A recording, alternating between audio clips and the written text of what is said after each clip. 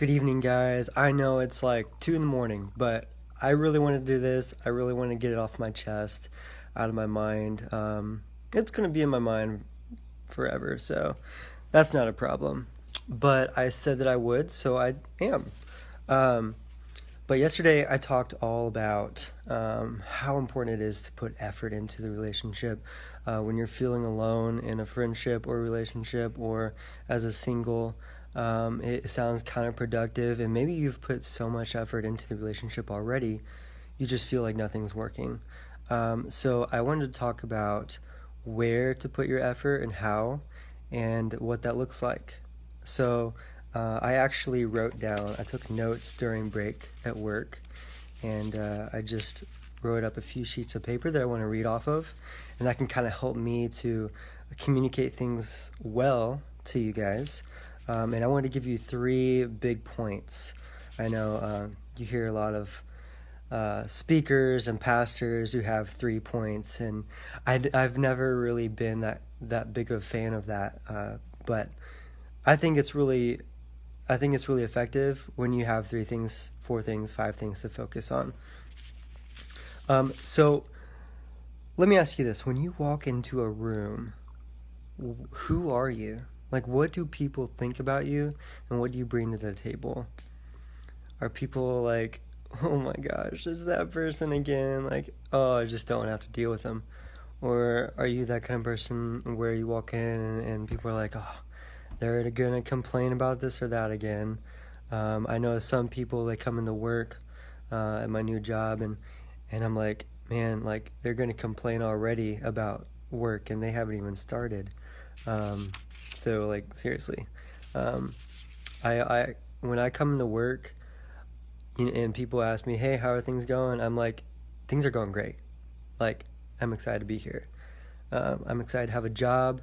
Anyway, so when you walk into a room, who are you? What do you bring to the table? Do you have positive, negative, or neutral energy?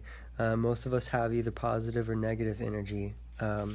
So you'll either have good feelings whenever somebody walks into a room, or negative feelings, and then sometimes you could care less, and you definitely want to be someone who brings in positive energy into a relationship, because that's going to set the tone for the relationship.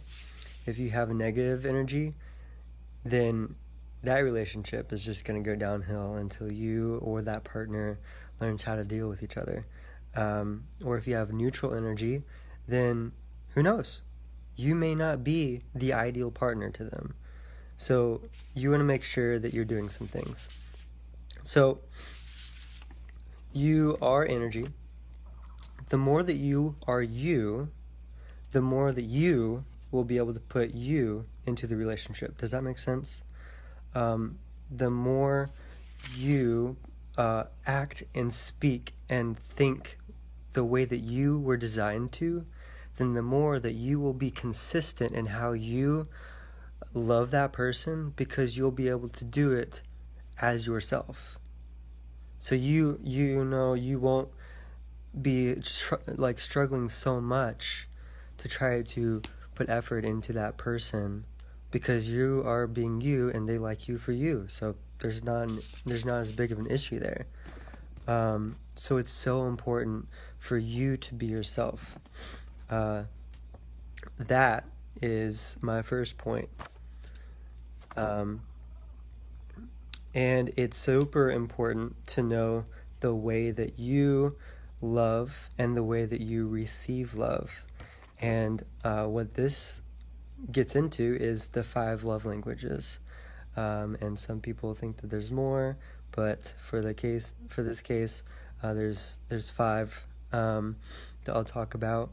But this is the first point, is how important it is to know who you are and how you love and how you receive love.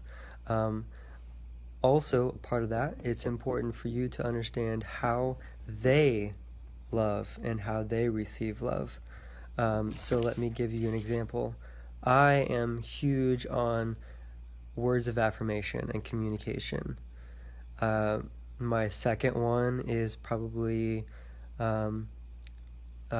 quality time or physical touch, and those things are important to me. Now, gifts, gifts. Hey Jody, thanks for joining. I'm talking about relationships. Thanks for joining. Acts of service and gifts, those are two other things that I may not be as strong in, but somebody else may be stronger in those things. So while I am big on I am big on words of affirmation, my fiance is also big on words of affirmation. We're also big on quality time and physical touch. Not so big into the gifts giving, not so much into the acts of service. But it doesn't matter necessarily that I am not good at giving one of those. If my fiance was needing gifts or was needing acts of service shown to her, then that would be the way that I need to put effort into her. So I'm not going to be spending so much of my effort, so much of my time and configuration trying to figure out how to compliment her when she doesn't really seem to care about compliments that much. That doesn't mean I should not compliment her, but it definitely means that you should put more effort into showing her your love through service or through gifts or something like that, because you have learned that that's how she receives love the most. And maybe that's the way that she gives love too. So you need to acknowledge that when she is doing something, when she is giving you a gift, when she is serving you, you need to acknowledge it, and you need to appreciate that, because they are putting effort into you. So you need to put effort back. And it's important because the more that you understand their gift or their love language, then the more in tune you will be with each other, the more able you are to receive, and the more able they are to receive, and then the more able they are get able to give, and then the more I would be able to give. So that's number one. That's the importance of putting effort into the love language that your partner has. I think that I covered that. The thing is, the more you know what their love language is, the more you'll know where to put your effort.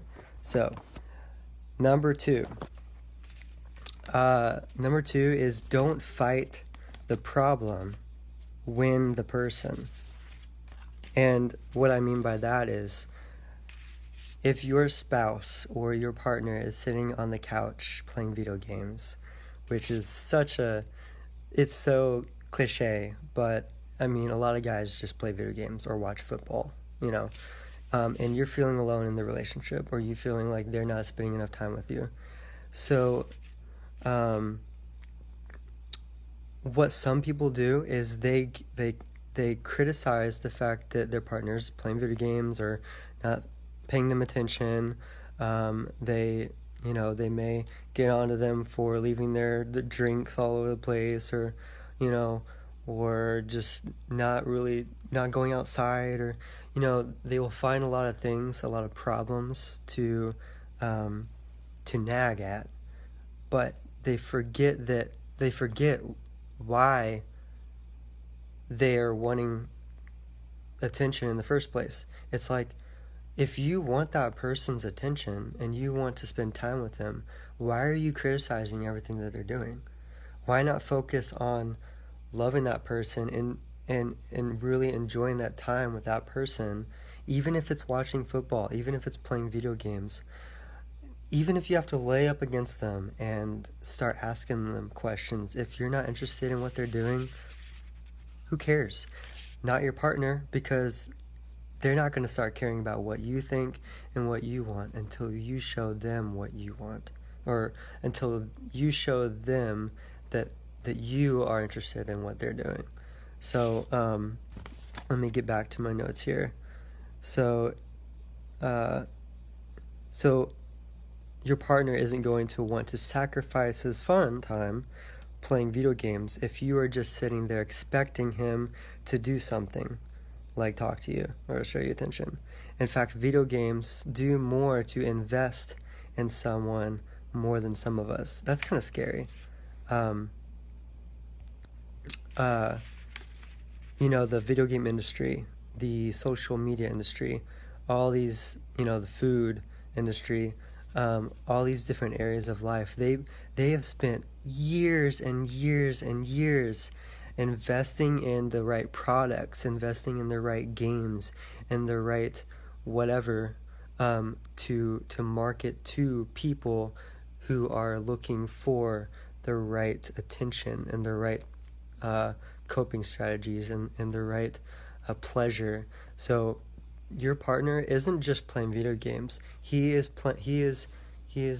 focus is on something that has been produced over time and time and time again to grab his attention. And you're standing there expecting him to want to enjoy you. That's kind of sad. It is kind of sad. But the thing is, you need to put more effort into that person, into whoever is sitting there on the couch. You need to focus on them. You are the only one that has direct contact with them. The video game, they don't have direct contact to them, so they don't have that. They don't have that ability. You have the ability to go to them and directly talk to them. Jody, thank you for what you said. You're loving her the way she wants to be loved. Thank you so much for that. I definitely try. I bought her flowers tonight, and she really loved them. Anyway, yeah, they're sitting on the couch, and if you're expecting them to want to spend time with you and enjoy you more than those video games, then rethink that, because they are definitely enjoying the video game more than they're enjoying your criticisms. Which leads me to the next point, which are expectations. And we all have expectations of everybody, and that's okay. But it's not okay to act upon them, and because it's damaging. Even parents can have expectations for kids. Kids can have expectations for parents, and we're always going to not meet expectations. We are always going to not meet everybody's expectations. We're just not. Let me share with you something. My mom, whenever she's going to spend some time with us brothers, I've got 4 brothers. One of them's married. 3 of the others. No. Wow. There's 5 of us. Me, my older brother doesn't live here, and then my 3 other younger brothers. And every now and then, she will want to spend time with us, but she will end up complaining that we're not spending time together. And versus something that I do, when I think that I need to spend time with them, I go directly to their room or wherever they are. If they're out here, sometimes my brother's playing video games in his room. My other brother's usually doing school in his bedroom. And my other brother will be downstairs working out. So I will literally go to their room or wherever they are and start talking to them and asking them about what they're doing, asking them about their classes, asking them about their school, asking about, 5 boys. It's crazy. We are all homeschooled too. And so now there's just one more being homeschooled, and then the other 2 that are going to college. I graduated, and Brian, he's the oldest, and he's married. He just had his 2nd kid. But yeah, so I go to their room and I start conversating with them, and I may have a need, but I don't expect them to fix that need. That need is something that I myself have to work on. If I'm needing to talk to somebody, then sometimes I'll talk to God. Sometimes I'll talk to Maria. If I need to talk to my brother, I'll talk to my brother if it's important. but it's important to go to where they are and meet them where they are. So that is an important part of that third point. What's up, Grant? Thanks for joining. I'm talking about relationships. You can watch the whole video whenever I post it. So, yes, and my mom is a saint for sure. I would not have been able to raise 5 boys. That is for sure. So, yes, the third point was expectations. If they are so high, they will not be met. But the thing is, don't lower your standards. Don't settle. That's pretty important to know and to not do. Don't settle.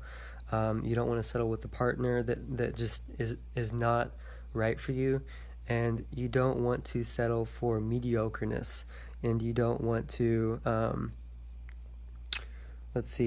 and you want to be able to have your needs met.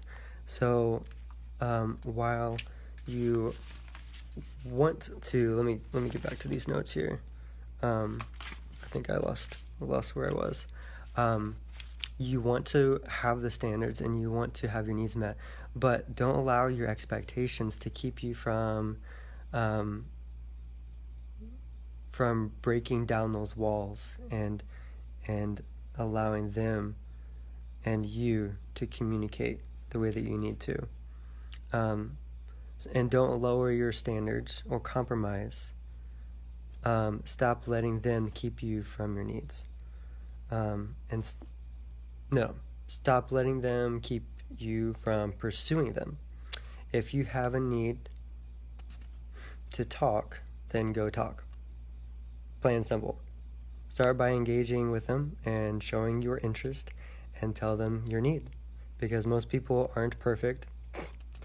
Yep, most people aren't perfect, and they need to know someone cares about their need just as much as you need their care. So they're going to care more about you whenever they know that you care about them, if that makes sense.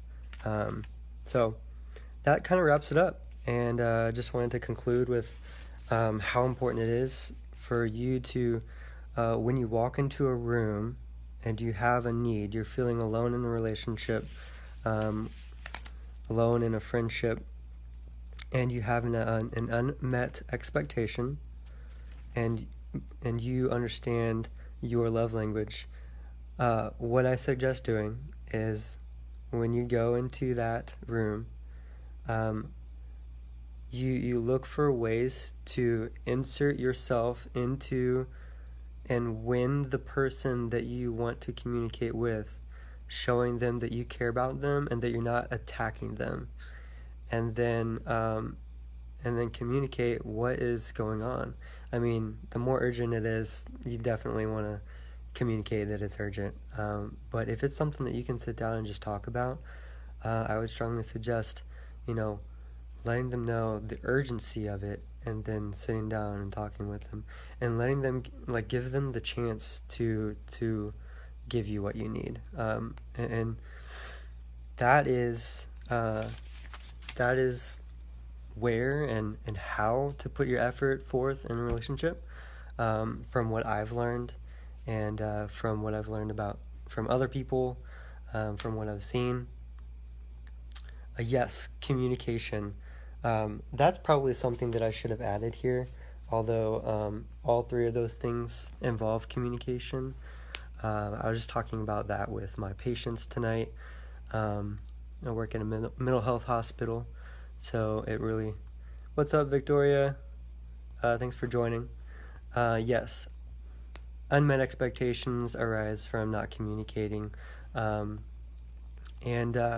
like I said, communicating starts with showing your interest in that person. And so when they understand that you are coming to them and not at them, you're attacking them, I have this need, I have this expectation, and it must be met, then they are more willing. If you're coming to them, they're more willing to be there for you. And it's sad because there's a lot of guys out there, there's a lot of girls out there, there's a lot of men and women that spend more time in front of the TV or in front of their phone, and not enough time in front of their spouse's or partner's face. So I really challenge you to apply these three things in you guys' relationship, and let me know how it goes. If you have any questions, I'd love to respond to them in a direct message or in the comments. Definitely share this video if you can. I would love for people to watch it.